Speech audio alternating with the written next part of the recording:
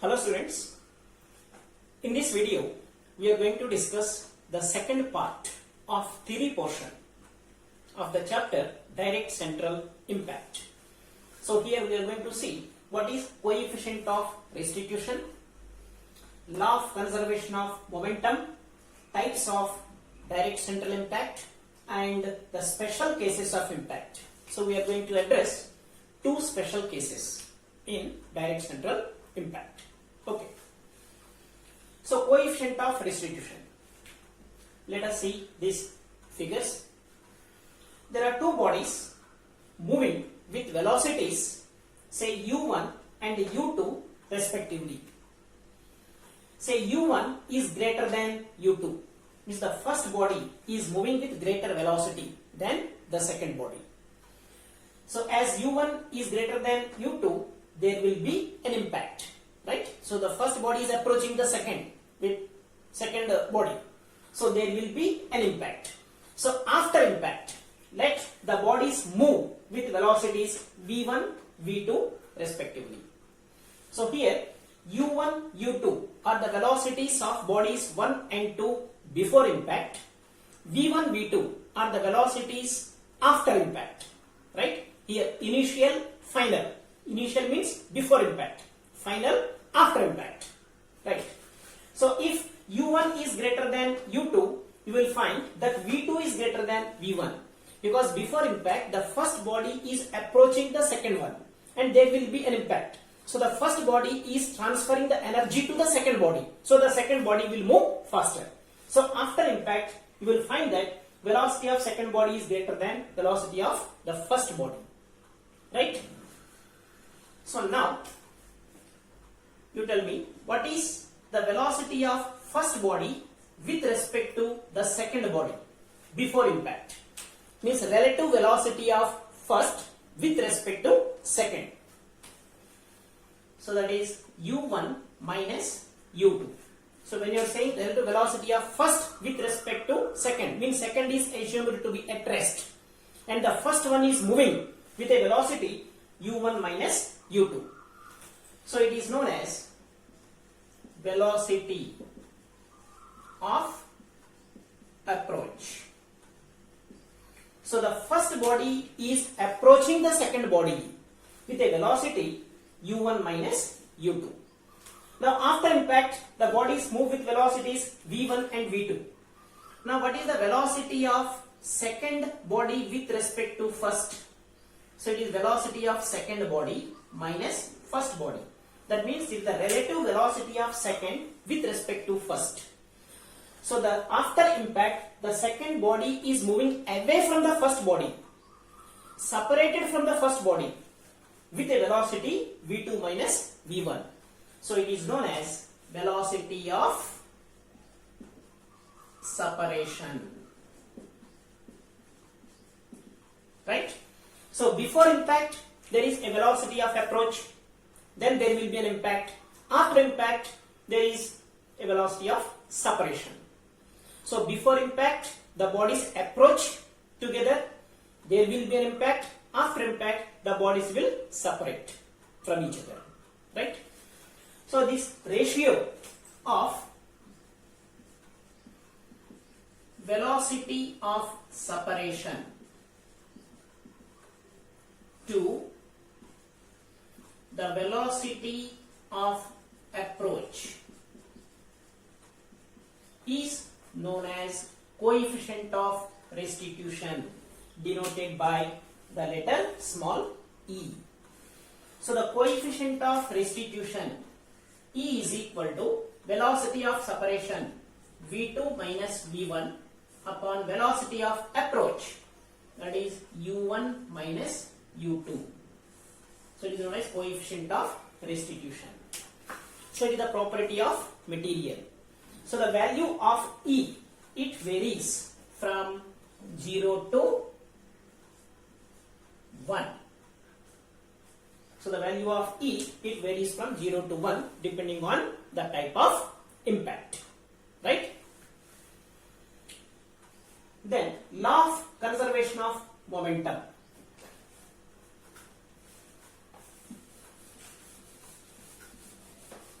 See, what is impact? It is the collision between two bodies which takes place for a very short interval of time, during which each body exerts a relatively large force on the other. Suppose there is an impact between two bodies. So during impact, say this is body 1, body 2. So body 1 will exert a force F1 on body 2, and the body 2 will exert a force F2 on body 1. Right? So these two forces are equal in magnitude and opposite in direction. So these are not the upright forces, right? Because of impact, these forces are developed. These forces are generated, but these two forces are equal in magnitude.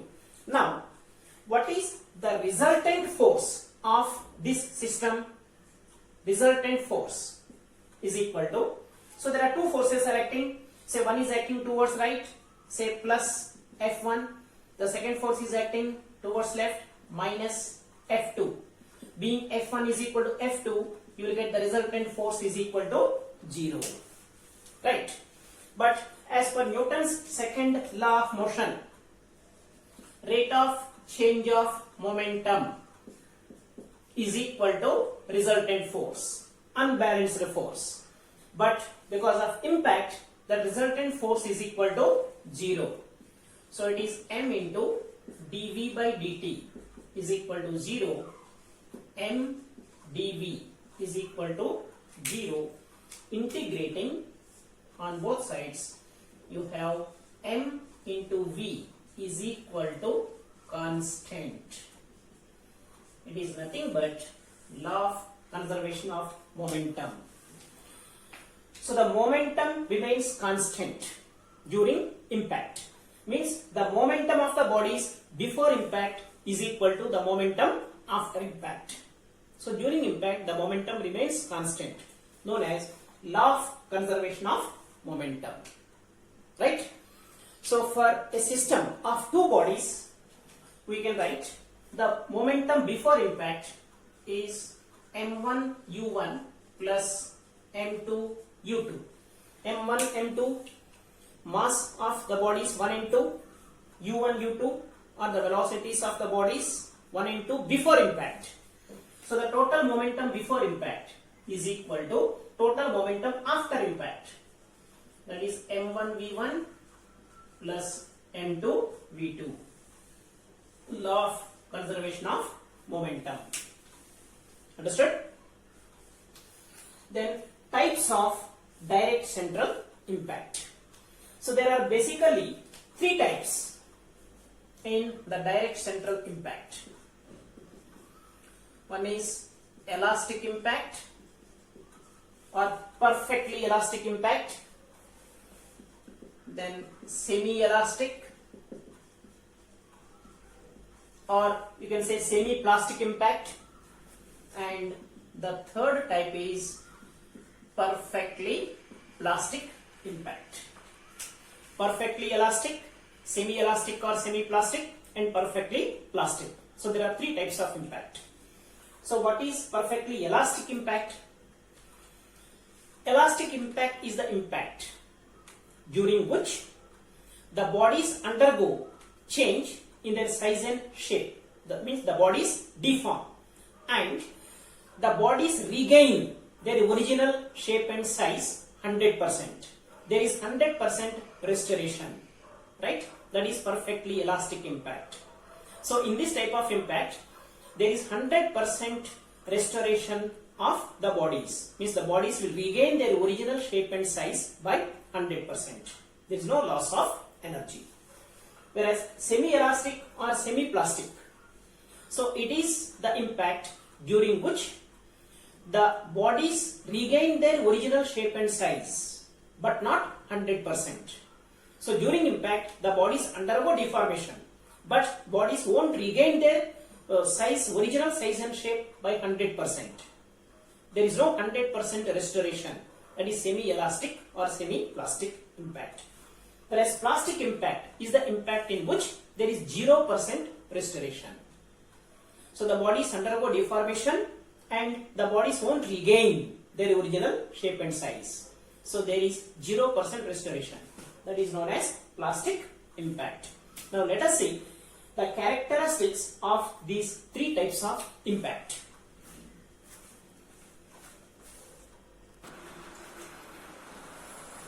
Now let us see this table for the characteristics of different types of impact. Right?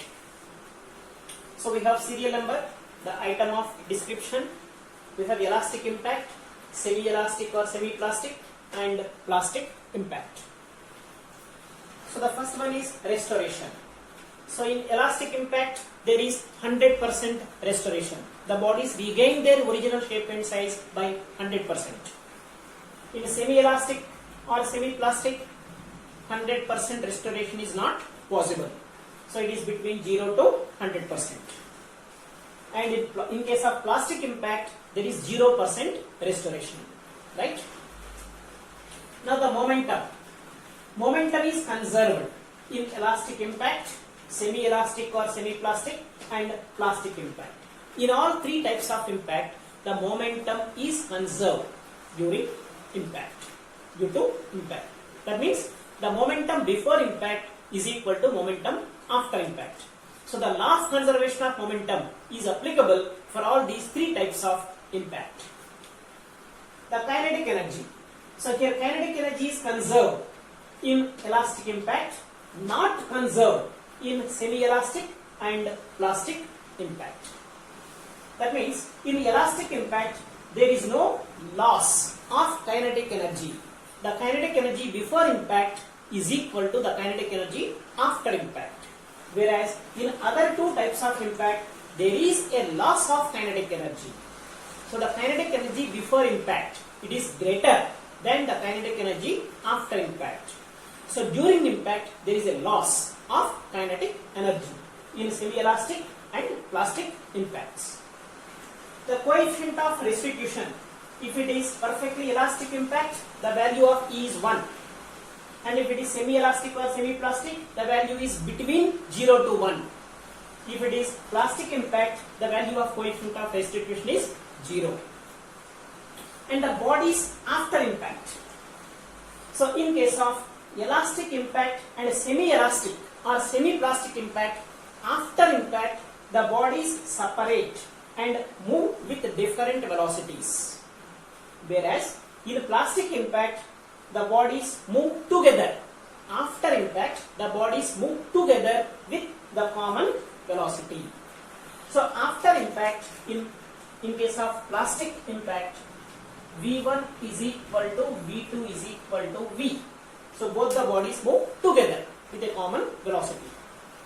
In elastic impact, say if the mass of both the bodies is same, both are identical, having identical mass, same mass, then you will find that after impact the velocities of the bodies get interchanged.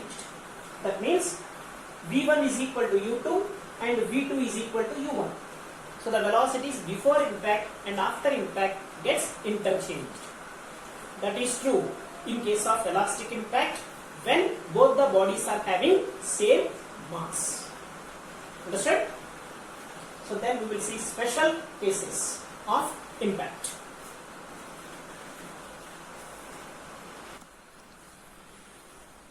So there are two special cases which we are going to discuss here. One is the velocity of any one body is 0 before and after impact. So when there is impact between two bodies, so the velocity of any one body is 0 even before and after impact. That is a special case. Like impact with a body of very large or infinite mass. That means if you consider an impact between a ball and the floor. Suppose if a ball is dropped from a certain height, say this is body 1, body 2 is floor. So before it strikes the floor, it will have velocity say u1, velocity of ball before impact. So after impact, the ball will rebounds to a certain height. Means after impact, the body travels with velocity v1, which is upwards. But the velocity of this floor is 0 before and after impact. So it is u2 and v2 is 0. Because this floor is having very large mass as compared to the mass of the ball. So it is impact with a body of very large or infinite mass, right? That is velocity of floor, any one body, is 0 before and after impact. Okay. If you write coefficient of restitution for this type of impact, so here E is equal to V2 minus V1 upon U1 minus U2, right? So here U2 and V2 are 0. So coefficient of restitution E is equal to minus V1 upon U1. So you have V1 is equal to minus of E into U1. So this minus indicates the velocities of that body before and after impact are opposite. Like before impact, the direction of velocity is downwards. After impact, the direction of velocity is upwards. Right? Now the second case, that is velocity of both the bodies is 0 before impact. Example is explosion of bomb or recoil of a gun when a bullet is fired. So when the bullet is inside the gun, so the velocities of bullet and the gun both are 0, right? So once the bullet is fired, so the bullet will move with certain velocity and the gun will also move with a certain velocity backwards, right?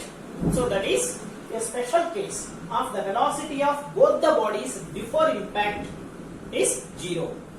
Before explosion of bomb, the velocities of all the parts of the bomb is 0. After explosion, the parts will move with different velocities, right? So it is a special case.